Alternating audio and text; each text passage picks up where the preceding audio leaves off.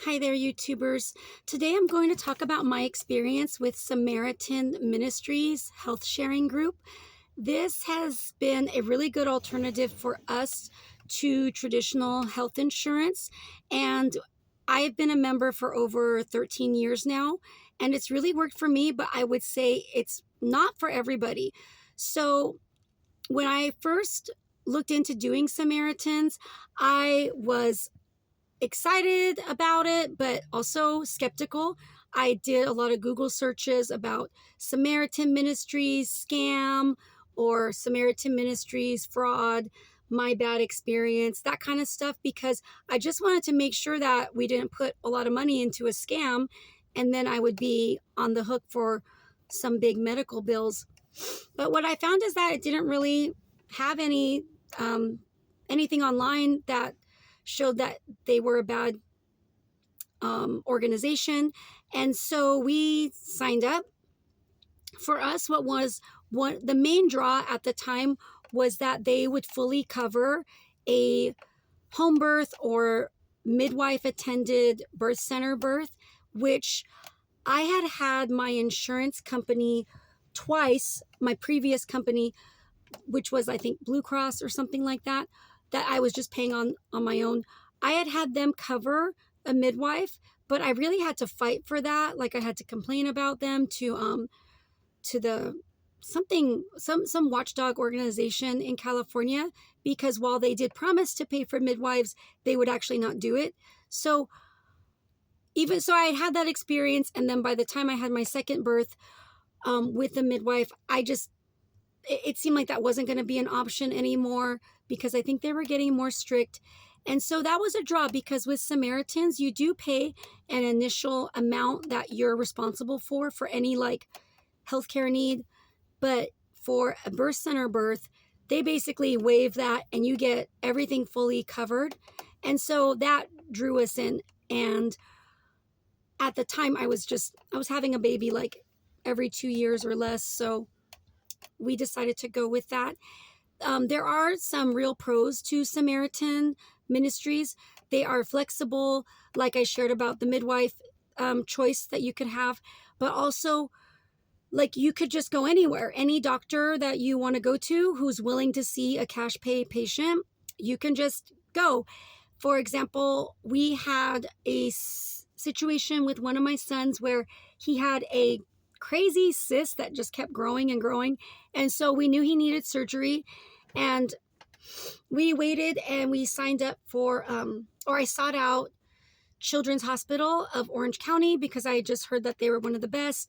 And because he was going under anesthesia, I just wanted people who were always working with children. And that was really great because perhaps that wouldn't have been covered with whatever insurance I would have been part of. And then also like if you have a preference, you can just make an appointment with that office that you choose.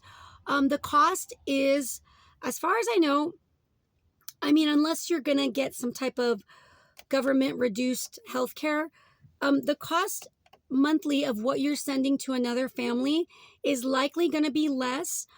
Samaritans has had to increase the share amount, which is what you're sending every month to another family. They have had to increase that, but I still think it likely would be less expensive than if we had to go with our own health insurance. But and also you do have an initial unshareable amount for any medical need, and they did just recently have to raise that from, I believe, $450 to $750, but they hadn't raised it for years, and they really do try to keep costs low. Like they encourage all the members to try to seek out discounts. And what's actually really cool too is on the months where all the bills that came in to Samaritan, once they sort it all out, when the bills are actually less than the money that people are expecting to give, they've just reduced the amount you have to spend. Like they aren't saving anything. It's a nonprofit organization. So you will benefit as a group if there's collective effort to reduce maybe like unnecessary doctor visits or just like unnecessary procedures or to get a discount. We all benefit when costs are kept low versus an insurance company where I would assume that's just going to go to profit for the shareholders or whoever is in charge of the company. And it's also another pro to it is that over the years, it's very personal. Initially, we would send checks to each other, whoever was in the network, and you were encouraged to send a card that was personal. You would hear about the medical need you were helping pay for. And so I would try to do that, send a little note. And then when you had a need, like it was kind of neat because I would give birth to a child and I'd get all these cute little cards from the people who were helping reimburse what I had spent on the birth. And it was just a very personal thing. You just, different families from across the country. That was nice. And now, though, things are different because PayPal is so much easier. I mean, that's what I chose to be on once they made that an option. And so the whole thing with like the cards isn't really happening as much anymore. I mean, you could still send a little note on PayPal, but it's not the same.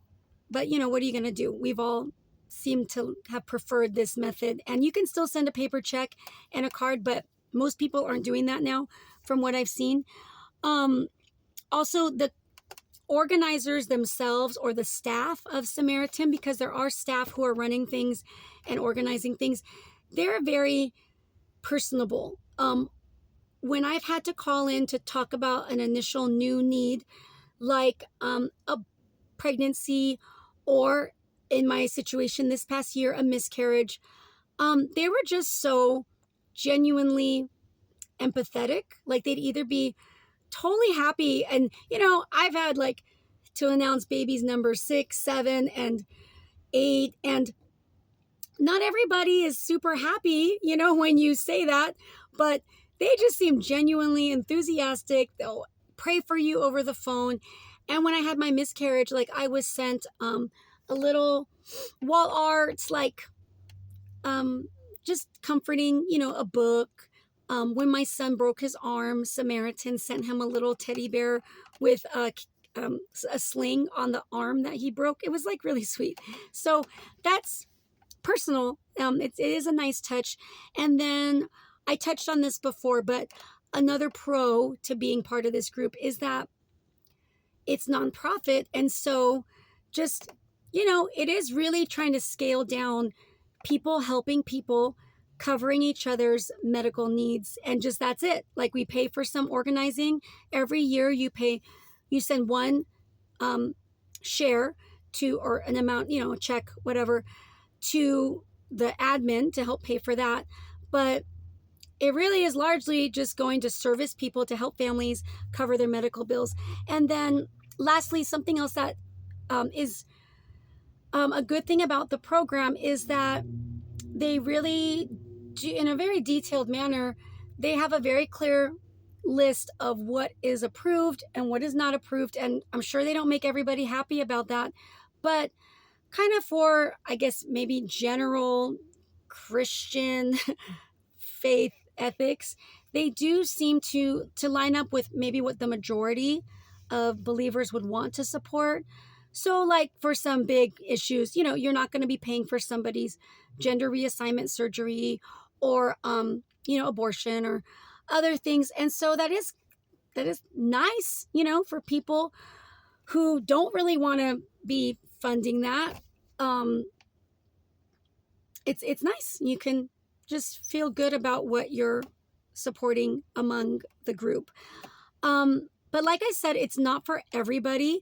It's worked really well for us. And I do want to just add real briefly, my husband still does have traditional health insurance because it's required by his work. Like, we can't get him off of it. And so he is covered by that. He just really doesn't go to the doctor much though. So, his experience has been so limited. I don't know if we've ever used Samaritan on him, but he also rarely uses his health insurance. But I just want to add that. But for myself and the children, all of our medical needs, what Samaritan is what we're depending on for the big bills. So the negatives though, and why people might not want to be part of Samaritans is that you really do have to have some savings, because like I said, there's an initial unshareable amount, and a lot of offices are not going to treat you unless you can pay the bill up front, or at least a big portion of the bill. And so, like, unless you go to the ER, you just have to be prepared for that. Or like, you have to be comfortable with some months your medical bills are going to be fluctuating. Like, you can have an idea of what you're likely going to be sending for the share. For right now, for us, generally it's about 800 or so. But let's say I have to do a couple physicals in 1 month for my children, or something like an urgent care visit. Well, that can add up to several $100s. And I just have to be prepared to pay for that. And also, if you say you do get to that threshold of when you can submit the bill into the system and get reimbursed, you still might have to cover that bill yourself. And so that's just something, whether you have savings or maybe you're comfortable, again, well, probably just savings, right? Like, you really don't want to have to put that on a credit card that you can't pay off. But that's just something to think about. Like, are you comfortable with covering some bills on your own? And then, or at least at first, right? And then also, you need to work with medical offices and different medical offices, because you do need to have that itemized bill to submit to Samaritans, because they don't want to get scammed either. Like, they want to make sure these things you're asking for are actually legit medical bills. And so you have to get this specific kind of bill that some offices are just not good at getting it to you in a timely way. Sometimes you have to follow up with them, and other times too, I've had to know that, okay, if I go to this office, I'm likely not going to get reimbursed because they've taken forever in the past to get me my medical itemized bill. So that's the kind of thing you're going to be calling the billing offices. You're going to be speaking with people who might not be used to your situation. So that's something you need to be comfortable with. And then also, another thing that can be a negative is that they don't, like I shared, they don't cover everything. And so there's a whole list of things that they don't cover. They're not required to cover pre-existing conditions since they aren't insurance. I am actually really glad that insurance companies need to do that, but Samaritans isn't insurance. It's just people agreeing to pay each other's medical bills. So that would be something that could be a negative. Like, if you don't want to come in with a pre-existing health condition, because you could still join the group, but that's not going to be covered. I've told people who've asked me that doing Samaritan or another group like it is just best to get into it early. We all want to be healthy, but like, let's say, get in before maybe a chronic condition starts, because if you wait too long, then you might not have that covered as part of your care. And then also, they have this new, or maybe I just didn't notice it before, but now, like, to get maternity needs covered, both husband and wife have to be on Samaritan to get any pregnancy care paid for. So both members have to be willing to agree to the membership guidelines, which includes some basic Christian faith, beliefs that you're agreeing to, but also there's several lifestyle beliefs and choices that you need to be willing to live by, such as no getting drunk. You could drink alcohol, like, moderately, but no getting drunk. No tobacco use, except for maybe, I think it's something like a random occasional cigar to celebrate. But basically, like, you can't agree. You have to agree to those things. So both partners have to be committed to have a maternity need covered. So that's a big deal. So I would just say, look into all the guidelines to see if this would really work for you, and for things that they would cover. But they do cover some alternative treatments. I was surprised. I think, anyway, just look into it, because I recently was looking at the guidelines and I was surprised at what was covered. Some kind of different approaches are covered. And then just to know that it's not insurance. Like, so you are still on the hook for the bill. Like when I go into the ER, I mean, they send the bill to me. You have to be comfortable with that. You have to be comfortable getting, I think I've gone to the ER, or my child has, and it's like a $13,000 bill. I mean, you have to be comfortable with, you have to pay for that. If the system collapses or something, there's no guarantee that Samaritan is going to cover that bill. So far, though, like I said, we've been on it over 13 years, and everything that has been promised to be covered has been covered by them. And it's just been really great for me. And also, it's kind of fun because I've gotten those really big bills, especially from the ER. And then, you just call them and you say, okay, I got this bill. I'm a cash pay patient. Can you offer me a discount, or do you have any discounts? And it's fun to see how they'll just cut like 75% off the medical bill just for asking. I'm not saying, oh, I can't pay this or anything. I'm often very upfront that I am part of a network that can help, but it's fun. So a little time consuming, but yeah, ultimately though, you're not insured. It's just a different way of doing things. And it's a way too that really like does have kind of a, I feel like it's almost getting back to what things should be in regards to like these medical bills. Like for me, I decided to join the Save to Share part of Samaritan. So we're kind of like covered to the highest degree, but I feel like that's why I join get health insurance. It's for these really huge catastrophic things that I hope don't happen, but it's for that kind of stuff where I'm going to need a larger community to help cover that. But for a lot of the routine things, mammograms, physicals, that kind of stuff, I'm okay with just paying. And I've actually been surprised at how it's not that bad.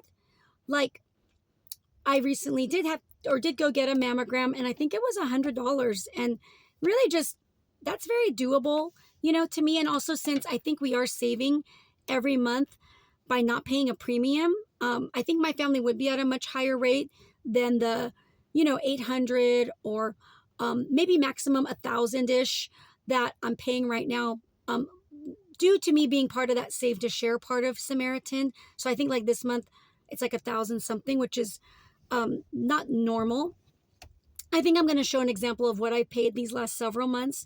But anyway, long story short, I am saving with insurance, but it's kind of like if you're looking at Samaritan to save you money, just know that you are going to have to, be willing to also pay your own medical bills for a lot of these smaller items.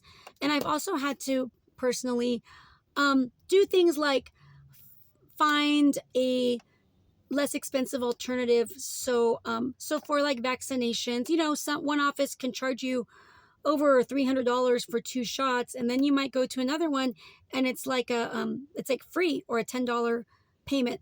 So that's something else with Samaritan. You just probably should be comfortable with looking out, researching different options to just make it work for you. So you're not paying a ton of money for things that could be offered less expensively elsewhere. And lastly, I think that more types of people should do something like this. This alternative to the for-profit health insurance company, and just getting things down to a lower scale and just people helping people. I mean, somebody I know was really harsh on me for being part of the group, almost like saying, well, you guys are so exclusive and why not let the other people in? And, someone who doesn't believe, and it's like, atheists could do this too. Agnostics could network and do this too and provide lower cost medical sharing with each other. I think Samaritan and other groups like it have put forth a really cool model that so far has been working. And I think most people seem happy with it, especially if you do your due diligence before and you read the guidelines in detail. Other non-faith groups could do this too. I think it's really cool. And lastly, I just do want to share that it's been good for us because, well, we haven't had a lot of health catastrophes. We don't have any chronic conditions that I know of. The most expensive thing we did do was about 7 years ago, when my son had that cyst surgery. I think the bill was about $20,000. And we, because of different reasons, we were able to pay that basically up front.